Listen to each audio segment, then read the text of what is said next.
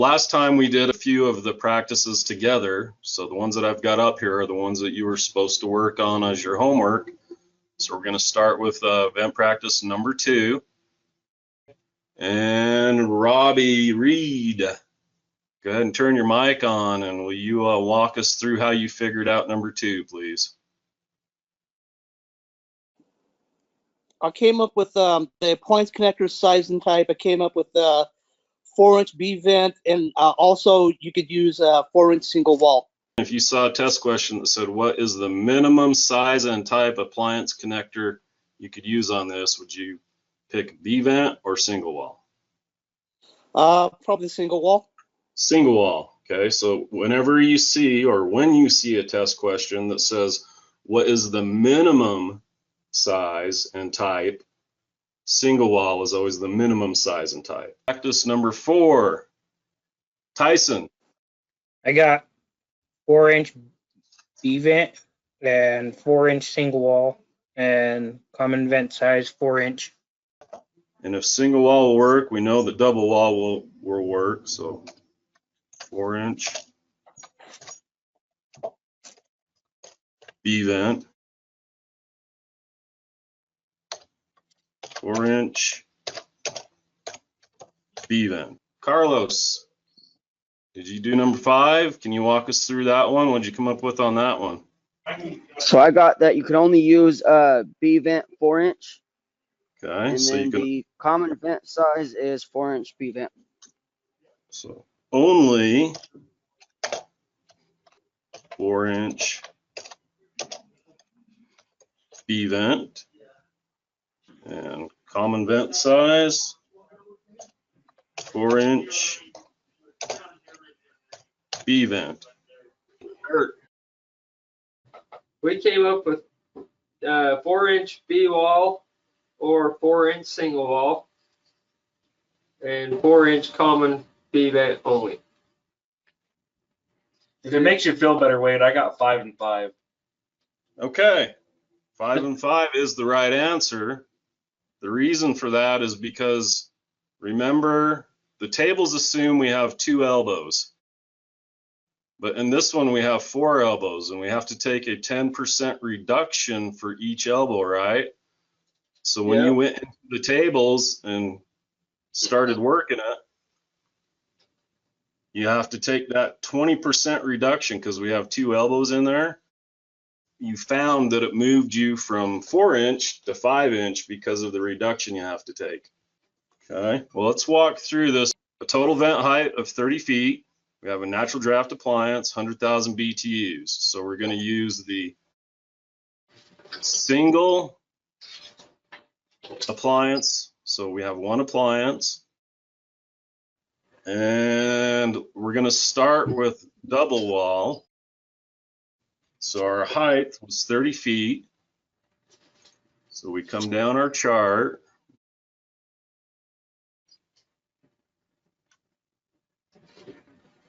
Come down our height, 30 feet. Come over to our lateral, 5 feet.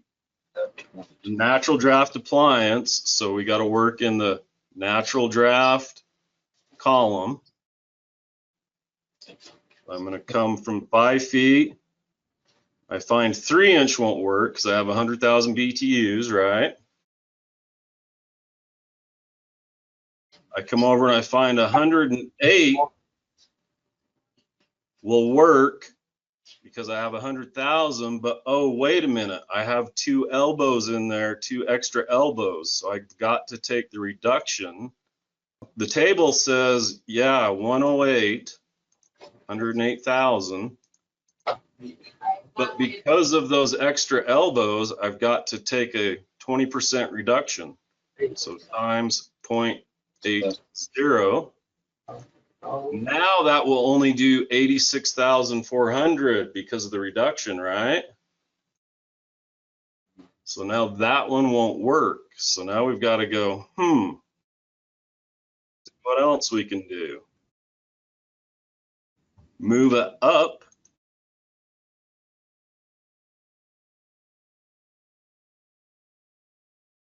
Now we're up in 5-inch natural draft column, 176,000. Let's take our reduction though and make sure that we can still get 100,000 through it. So 176,000 times 0.80 because we got to take a 20% reduction. Okay, that one would work. 5-inch B vent would work because that'll still move 148,000 BTUs.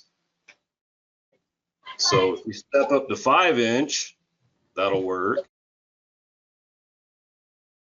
Let's go down and see if we can do this in single wall because we want to try to save money, right? That's the whole purpose of trying to go down to single wall.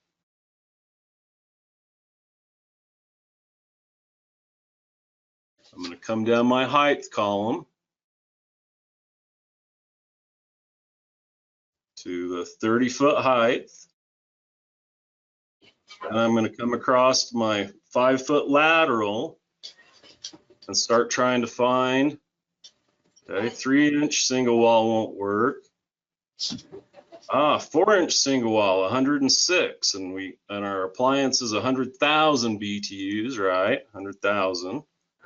But because of those extra elbows, remember that reduction rule. So now I've got to take 106 because I decided to put 2 extra elbows in there. 106,000 times 0.80.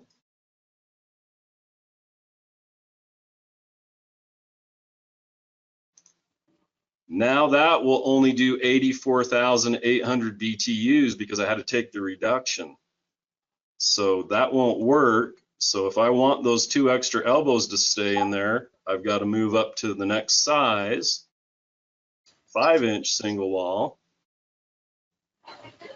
And let's just make sure, let's check our calculator, use our math, and make sure that if we take the reduction, 173,000 80 equals 138.4. So yes, that'll still handle 100,000 BTUs. 5-inch single wall, 5-inch double wall, 5-inch B vent is our main vent, okay? Because of that reduction thing. I figured out what I did wrong. I reducted the 100,000 on the diagram instead of on the chart. Okay. So as long as you know where you made your mistake, then you're good, okay? So again, I think I did the same thing. Okay, yeah, take the reduction from the chart, okay? Just I like did the same thing too. Did you? Okay. Yep. Oh, good. We all I know know where I screwed up. We all know where we made our mistakes, so we all make mistakes. Even I make mistakes. So on this one, it would be, well, you're going to see this on test day. They're going to throw this one out there. Just remember that rule. When more than 2 90-degree elbows are required in the venting system, the maximum capacity is listed in the venting tables. So the listed in the venting tables, not the furnace, should be reduced by 10% for each additional 90.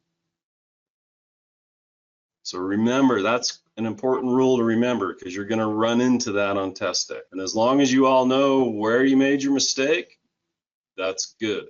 You know what you did wrong, so good deal. All right, we're going to go over to number 9 now. Blake, how about you, buddy? 5-inch. Okay. And our common vent size on that one was 5-inch B vent. And you take the reduction off of the maximum in the chart, okay? So I would take reduction here because of all those extra elbows, if that's where I was at, okay? Don't take the reduction off of this number. Can you walk us through number 11, Jordan? What'd you come up with on that one? Peter, connector size, I had 4-inch single. Okay, so water heater is 4-inch single wall. And again, if single wall will work, double wall will always work, okay? And again, I want to emphasize when you see the question, what is the minimum size and type? That means single wall.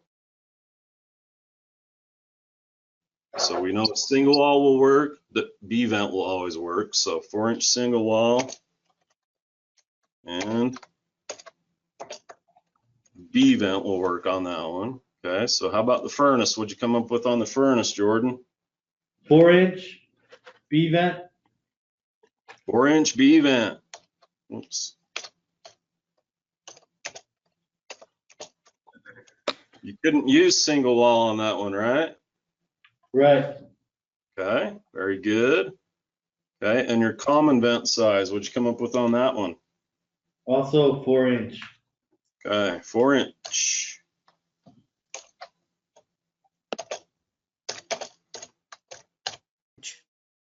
Okay, so let's walk through this one so that you can make sure you understand. Go down and find the multiple appliances table. Okay, so we're serving 2 or more category 1 appliances now.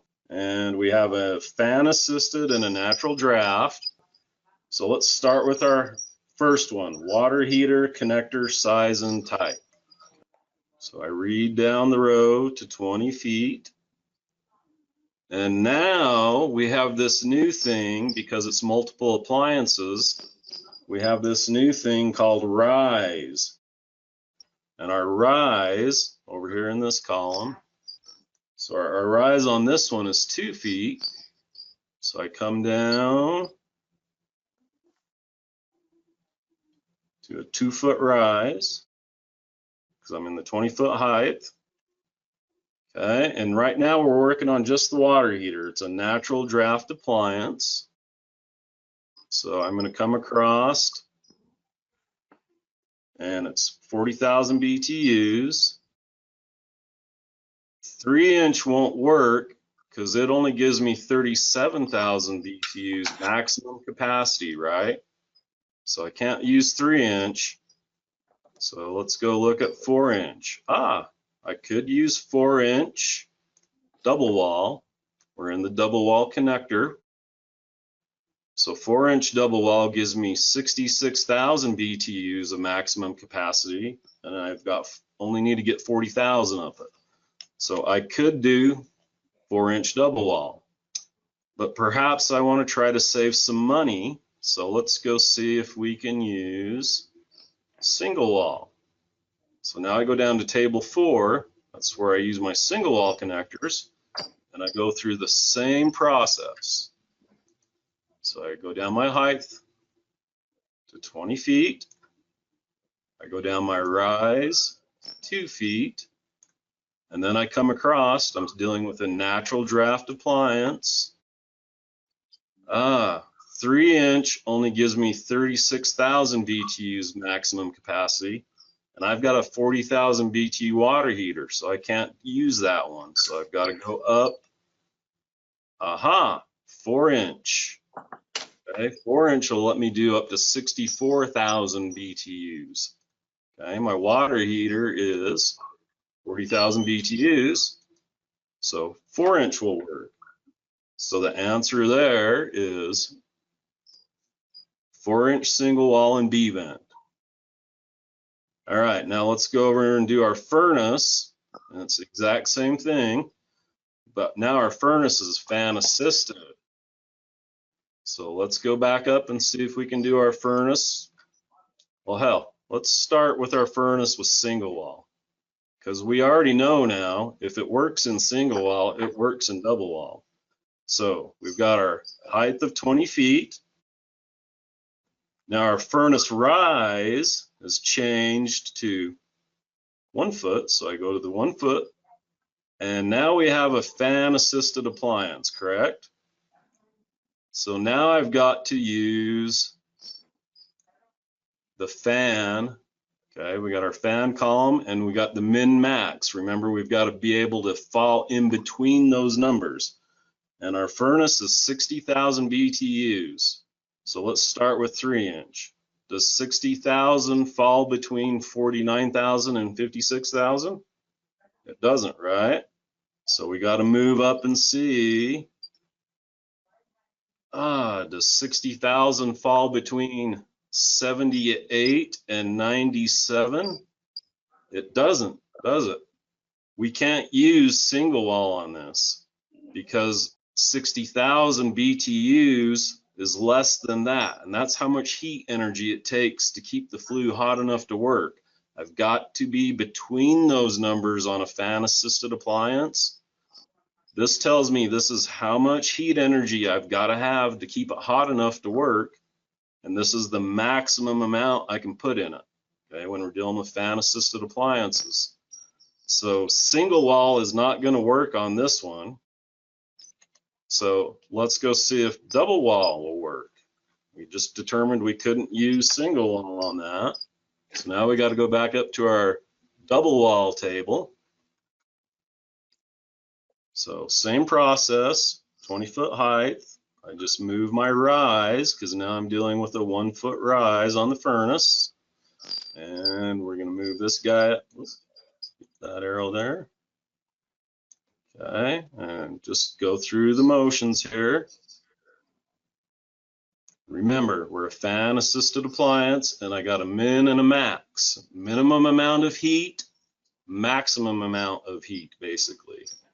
So does 60,000 fall between 21 and 54? It doesn't, right?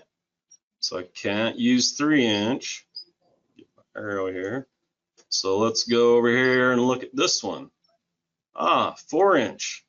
Does 60,000 fall between 33,000 and 99,000? It does, doesn't it? So 4-inch double wall connector. I can't use single wall. I can only use 4-inch B vent. Remember that min-max thing. Got to have enough heat energy to keep it working, but we can't go over the maximum amount. It's got to fall between the numbers. So our only choice for the furnace connector size and type is 4-inch B vent. And our common vent size, go back over to the sizing handbook, because we have a combination now of single wall and B vent in this thing, we've got to go to the table for single wall, okay? Because we have both kinds of connectors in there. Type B double wall vents with single wall connectors. Because we have a single wall connector, we put single wall on our water heater. And now I come down to my common vent diameter and I just come down my height, and our height was 20 feet. And I have a combination. Up here they tell us everything is fan assisted, or we have fan and natural together, or we have everything natural. We have a fan assisted and a natural draft appliance in there, correct? So I'm going to come across and we have to get total BTUs now. 60 and 40 is 100,000 BTUs, right? So a 4-inch will give me 118,000 BTUs. So it could be 4-inch, right? Robbie, what'd you get on 12 for us here? Okay, on the water heater connector size and type, I got a 3-inch B vent and or 3-inch single wall. Okay, very good. The furnace connector size and type, 4-inch B vent only. And then the common vent size was 4-inch B vent. Okay, so 3-inch B vent and single, correct? And down here he says 4-inch B vent only. You're absolutely correct. And 4-inch B vent.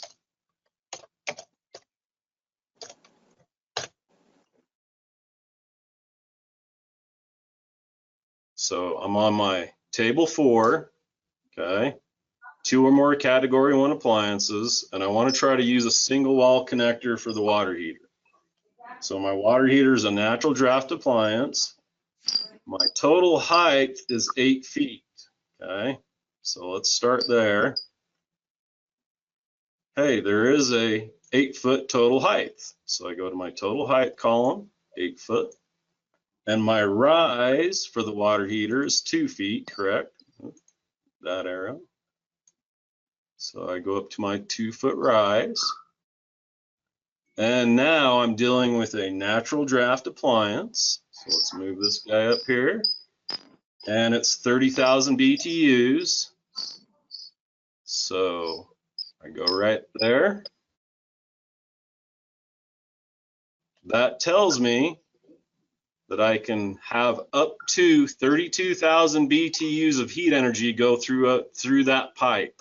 It's a natural draft appliance. The maximum amount of heat energy I can put up it is 32,000 BTUs. This is 30,000 BTUs. So yes, I can use 3-inch single wall on this. If you've gone through this, if single wall will work, B-vent will always work. Okay, and B-vent. Okay. All right. What'd you come up with on the furnace connector size and type, Tyson? 3-inch B-vent will work, and no single wall. Okay, 3-inch B-vent only.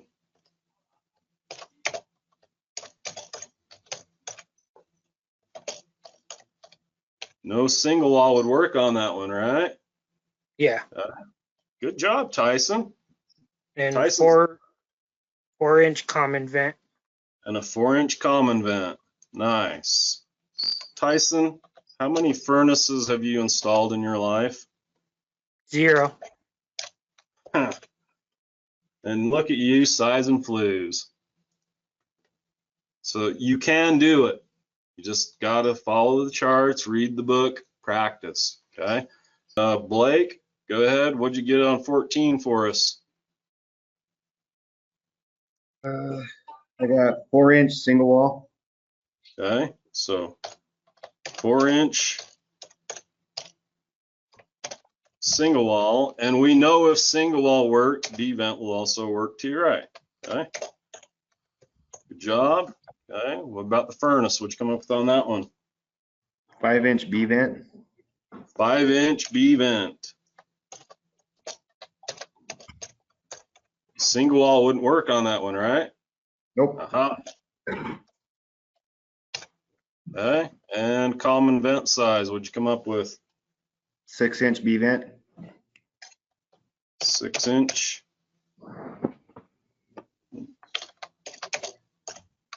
B-vent. 100% correct. Carlos, your turn again. What did you come up with on number 15? So for the water heater, we could use a 3-inch single wall. Okay. And for the furnace, we could use 5-inch single wall.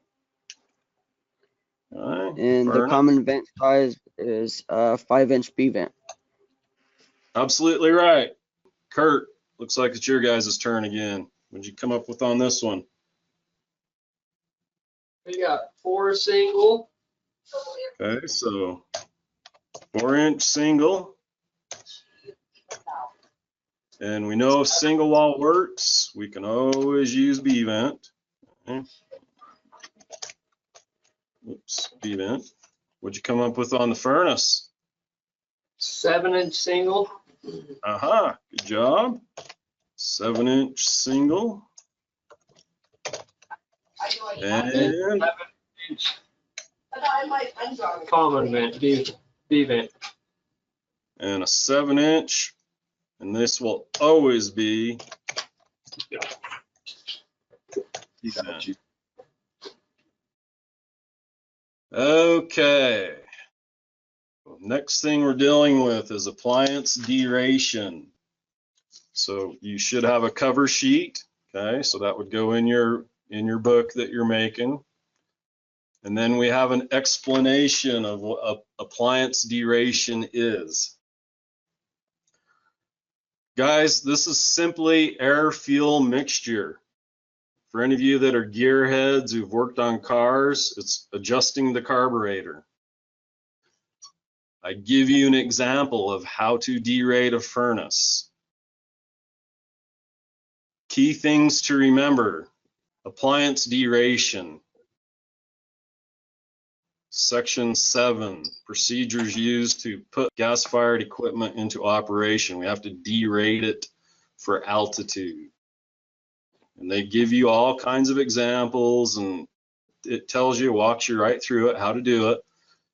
And if you have the app, remember the app that's I talked to you about, that's on the, you can get on your phone. The app does all this for you. You don't have to do it old school with the app. Unfortunately, they won't let you take the app into the test, so you have to learn how to do it old school. And I just been kind of banging my head, how am I going to do this? Because we're not all here together where we can go out and clock the meter. Basically, gas meters. So let's start with the basics here. Every furnace that's manufactured is designed to operate properly at sea level. So as I bring a furnace that's designed to operate at sea level up in altitude, we have less air. So we have to make adjustments. It's called derating. We have to adjust the air-fuel ratio. That's all we're doing, is adjusting the air-fuel ratio. Does that make sense to everyone? It's just like a carburetor. If I have too much gas, I'm running rich, right? If I have a carburetor that's designed to operate at sea level, when I bring it up in altitude, I don't have enough air, and now I'm running rich, too much gas in there. That can cause problems. Furnaces are exactly the same way. Clocking the meter means you go out to the gas meter, and gas meters have little dials on them that spin around. And they have 1 foot dials and 2 cubic foot dials, and some have 3 cubic foot dials. And this is the part that's hard, because this is where we would go out into the HVAC lab and actually clock a meter so you can see it. So I'm going to do my best to try to explain it to you. And also, part of your homework is going to be, you guys have got to go clock a meter, whether it's at your house or with one of your HVAC techs on a job or something. But you actually got to go do it to get a good understanding of it. And this will explain how to do it and everything. And I'm just going to trust that you're all going to go at least clock 1 meter somewhere, whether it's at your house or whatever, and get the results. And when we meet again, let me know how your meter clocking went.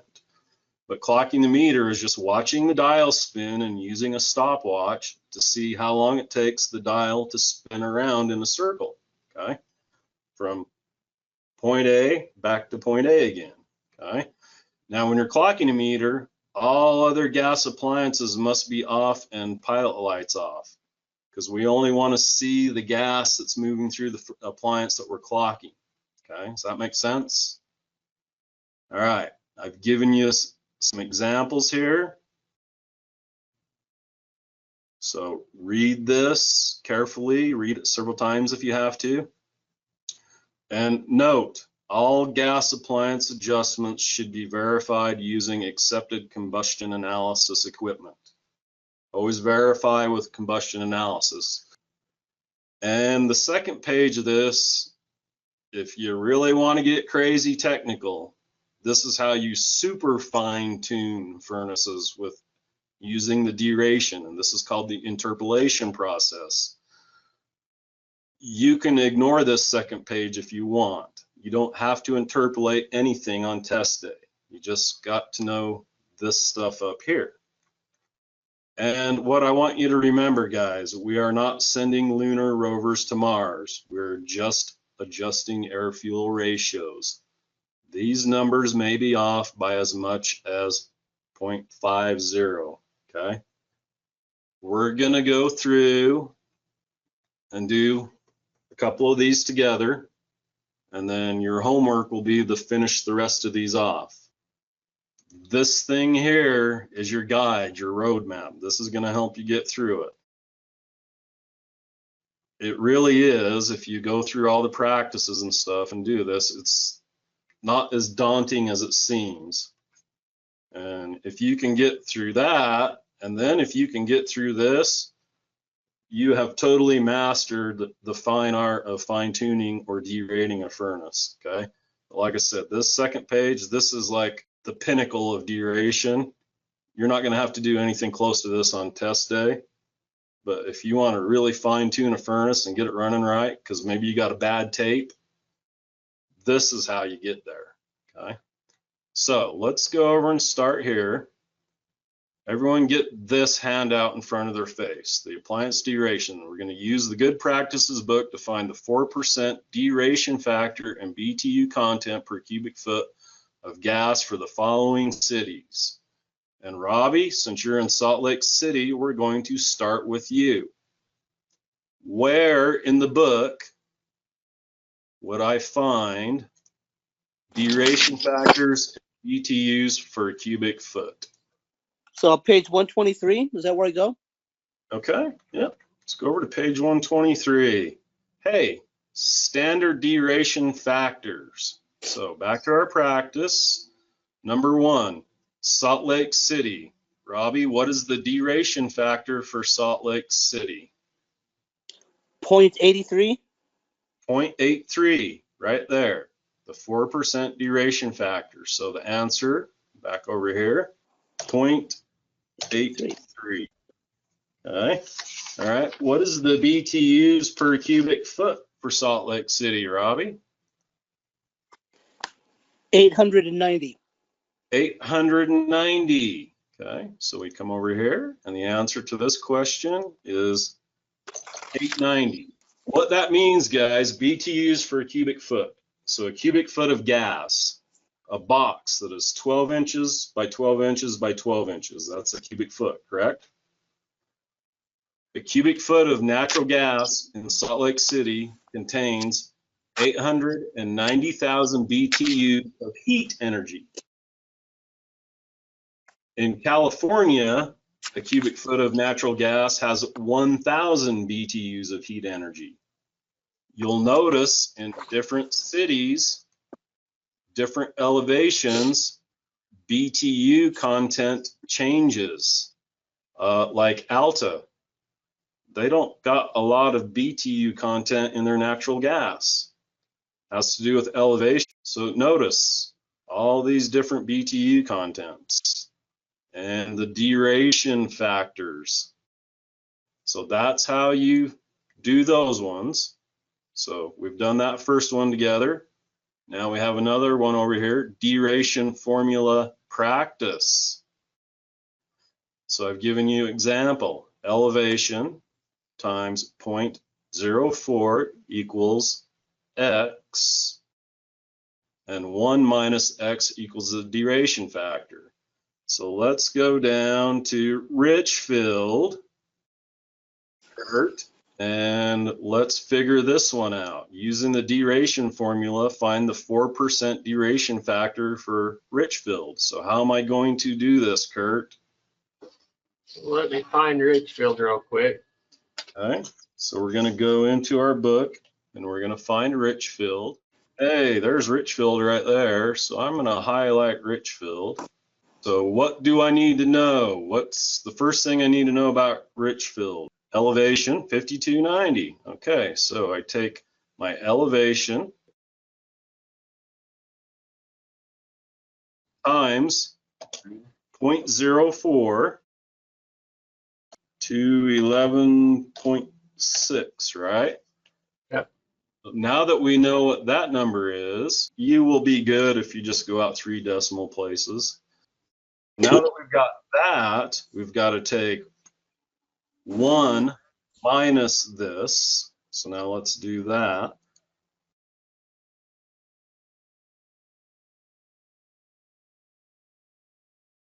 One minus 0.211 equals 0.789. And if I go back over here to my book, oh, look, it's already there. They've already done the math for me in the book.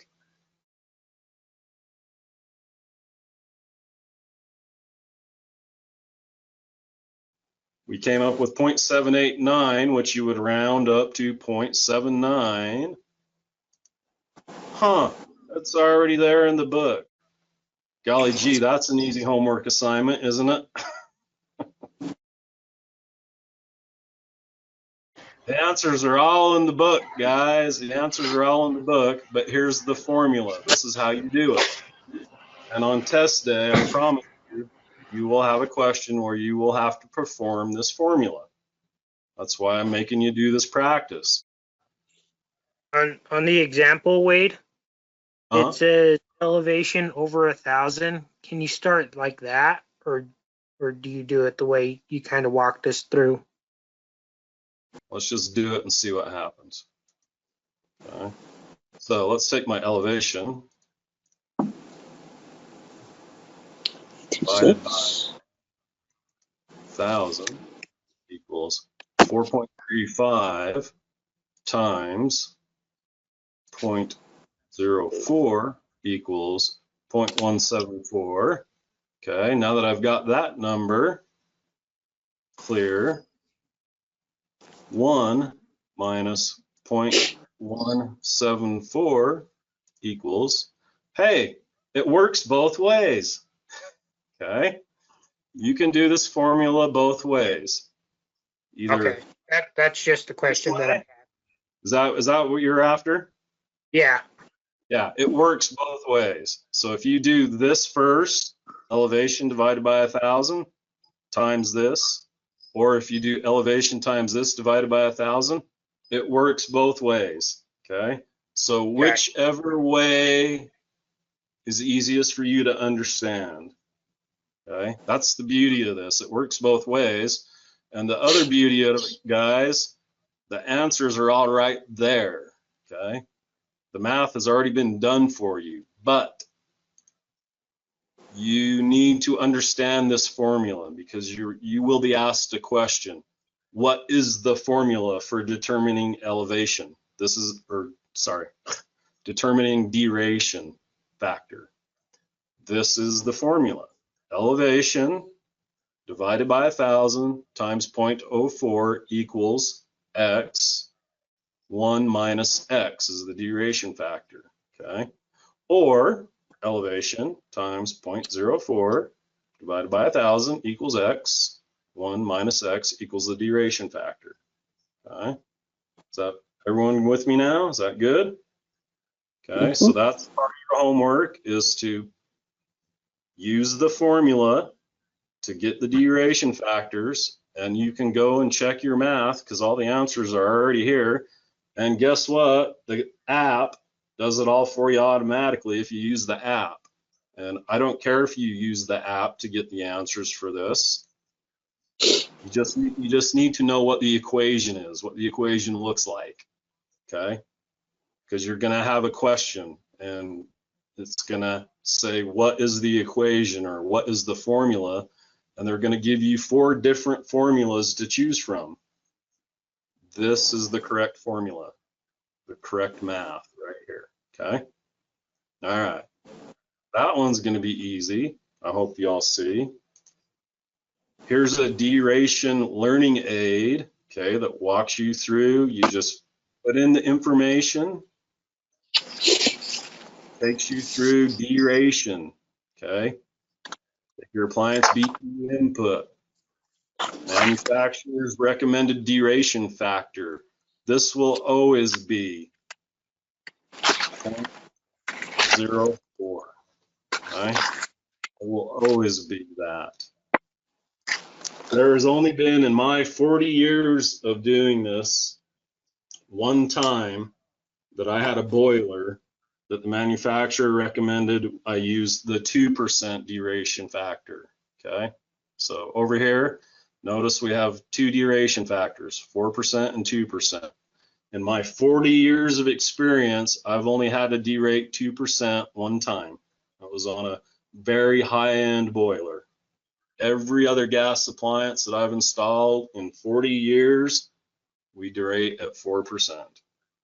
So this is always going to be 4% unless you run into that one really oddball piece of equipment, okay? you have another thing, derated CFH practice. Okay, so we're gonna do one of these together. So let's see, our guys up in Logan, input BTU is 30,000, right?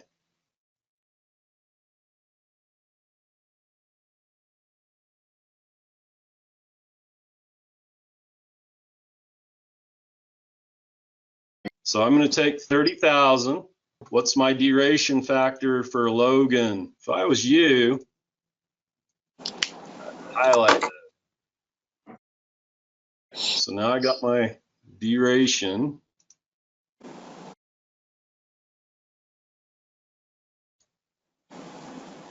Times 0.8246, right? 46. Okay. Now I've got to divide that by the BTU per cubic foot. So divided by, and I find that information over here, 880. That's how many BTUs are in a cubic foot of gas in Logan, 880. So come back over here. Divided by 880 equals 27.95 cubic feet an hour. So basically what we're doing, think of this, the analogy to use on this, again, I go back to cars because we all kind of understand them. That's when the furnace is properly derated, that's how many cubic feet of gas it's going to burn, or in the terms of a car, how many gallons of gas it would burn every hour. Okay, so I'm in Logan, I've taken my 30,000 BTU appliance, and I want to derate it for altitude to see what my CFH is, how much gas or how many cubic feet of gas every hour should this appliance burn when it's properly derated for altitude. And that's how I figure it out. Okay, I got my appliance input, which is 30,000 BTUs. I go find my duration factor for the city I'm in.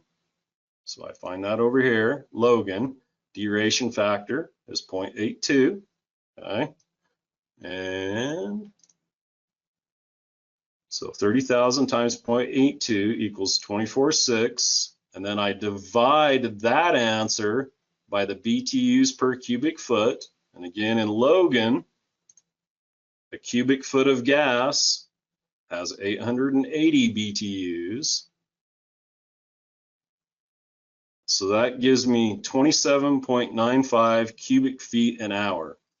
When that furnace is running properly or derated properly for altitude, this is how much gas it should be burning every hour, 27.95 cubic feet of gas. Okay. Again, a good analogy is if it was a car, how many gallons of gas is it burning every hour? Okay. All right, so that's your other practice. And right there's the formula for it. Here's a little thing that's going to help you get through it. Okay. All right. So now that we've done one on deration, and again, guys, all this stuff and examples are in the book. I've given you examples here that walk you through it. Step 1, step 2, step 3, step 4, examples. If you just take the time and read and do all the practices, you will be great at this. You'll get into it and go, this really isn't that hard. It's just understanding which formula that you got to be using. And the next thing we got to do is orifice sizing. So furnaces and water heaters have orifices in them, okay, or burners. And the orifices is what shoots the gas and the air fuel mixture into the burners. Again, I go back to cars, a carburetor. It's got jets in it, right? It's what shoots the gas into the carburetor to get the air fuel mixture. Well, we have to figure out orifice sizes because sometimes on furnaces, we can't adjust the gas pressure to get the right air fuel mixture. Sometimes we've got to change the orifices. So we have to figure out what orifice size we need. So I've given you an example of how to do that. So I'm just going to walk you through this one here. So we're going to go to, we'll just go to Salt Lake. We'll just do the first one together. I've got a 100,000 BTU appliance with 4 burners in it. So I have to take the derated CFH. Okay, so the first thing I got to do is derate this, the derated CFH. Remember how we did that over here? So I've got to get the derated CFH for Salt Lake City. So let's go ahead and do that. So that's going to be 100,000. Go ahead and get the typewriter up here. So I'm going to go 100,000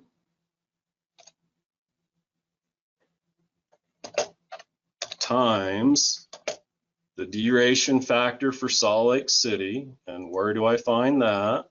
Go back over here to my book. Salt Lake City is 0.83. Okay. So times, oops, 0.83 equals, now I've got to divide that by the BTUs per cubic foot. So I come back over here to Salt Lake, and in Salt Lake it's 890.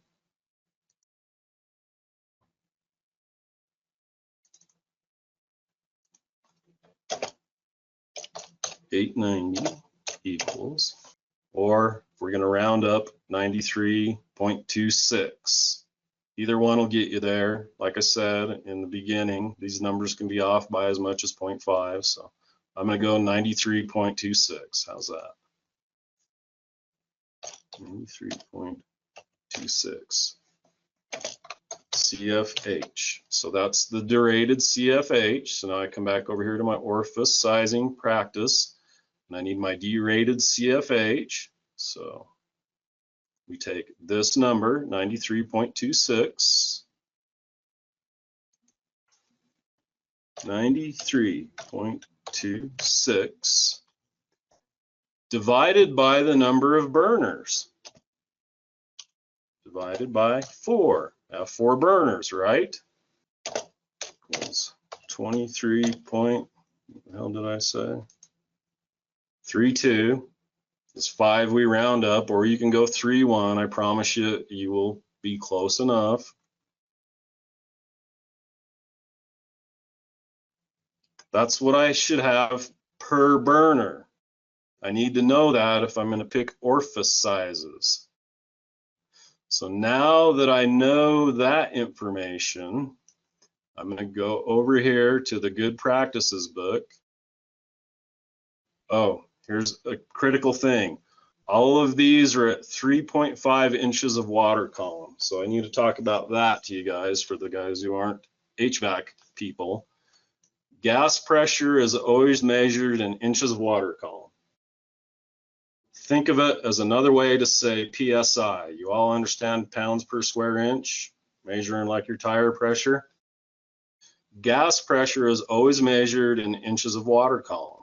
And it's just another way to express PSI. You all know pascals, right? Pascal is a way of measuring pressure. We always measure gas pressure in inches of water column. And we're going to pick every one of these orifices based on 3.5 inches of water column. Okay, so every one of these is 3.5 inches of water column.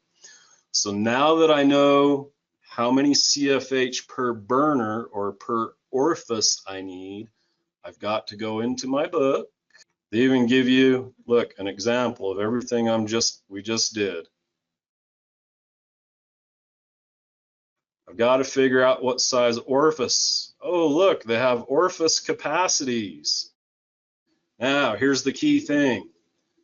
Different areas have different specific gravities of gas. Well, how could I possibly figure out what the specific gravity of gas is in Salt Lake? Well, let's go back up here again. In Salt Lake is 0.06. That's where I find that information. Notice different cities have different specific gravities of gas. So back down to our orifice sizing tables. So now I need to find an orifice size. So orifice drill size. We're doing every one of these at 3.5 inches of water column. I'm not in the right specific gravity though. Salt Lake has a specific gravity of 0.6. I need to go find where my specific gravity is 0.6 to be in the right chart. That's still 0.56. That's still 0.56. Hey, look at here. Specific gravity, 0.60. All right. We're at 3.5 inches of water column. Okay, and we need to find an orifice size that will give us 23.32 cubic feet of gas, or as close to it as possible. So we're going to be in this column. We're doing them all at 3.5 inches of water column.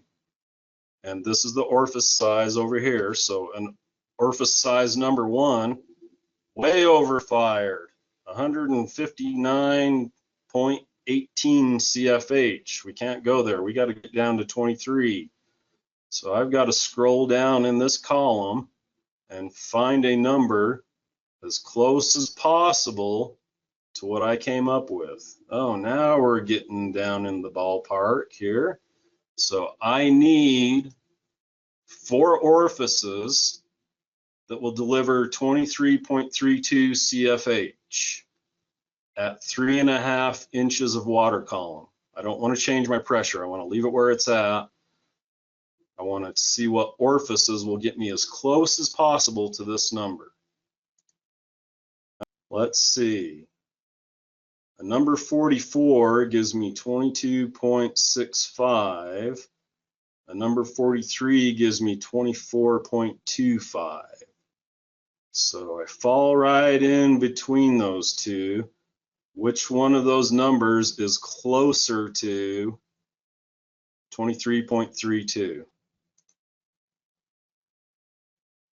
This one or that one? 22.65, right? A number 44 orifice. Here's how I would figure that out if I was going to do some math. I need 23.32 is what we're looking for. But I don't have that exact number there. I've got these ones to choose from. So let's do 23.32 minus 22.65. The difference is 0.67. Now, we know that one. Let's take this number, because it's bigger. I'm going to go 24.25 minus 23.32. 0.93. This one was closer, right? I need a number 44 orifice. So over here, the correct answer would be equals number 44 orifice. And guess what? In the book, where they give the example, a number 44 orifice will be required. Lordy, lordy, read the book. The information is all there, guys. Everything we just did, examples are right there in the book. And this test is an open book exam. You can have this book with you. The app is awesome. The app does all this for you automatically, but unfortunately, you cannot take the app into the test. So you've got to know how to do this the old school way. So that's your orifice sizing practice.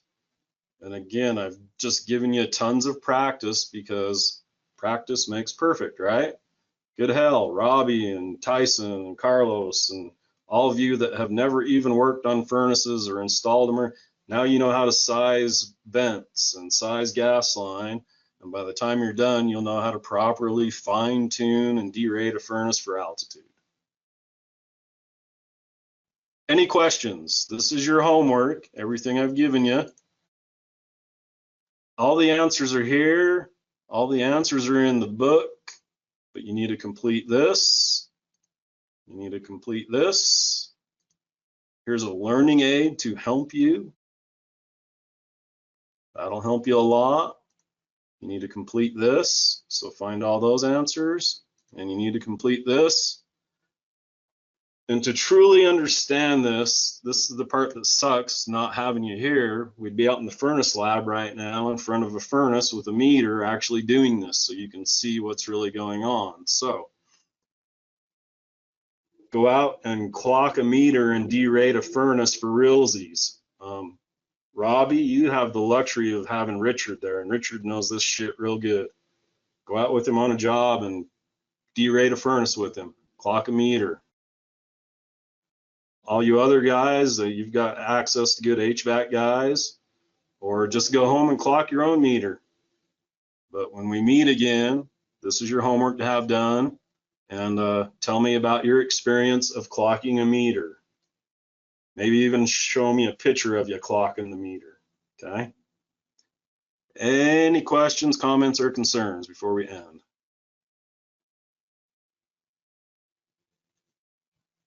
Everyone cool? Everyone? You got something, Tyson? I just wanted to thank you. And Okay. everybody else. Thank you guys for showing up. This class was short enough. I should have the video posted by the end of today. I'll clean out the mess ups and stuff for you, so you know anything that caused confusion. But if you will just follow the examples, use the material I've given you, and read the book. Again, I don't care if you use the app to do this, so be it. But just remember, on test day, you can't take the app in with you, okay? All right. So on the 17th, which is next Thursday, I've got a meeting with Brad and the other guys that's going to start at 7. I imagine it'll go probably to 9 or something. So if we want to do next Thursday, we're going to have to do it like after 9, tentatively. If something changes, I'll let you know. That still works. That work? Yeah. All right, so we'll plan on next Thursday, the 17th, 9 o'clock, unless something changes and we got to go a little bit later. We might have to go 9:30 or 10, but we'll basically just go over your homework that I've given you to do. That will pretty much wrap up all the sections. And then I have some practice exams that I'll give you guys over the holidays, because I'm going to be off for a while. You can go over those practice exams. So, okay.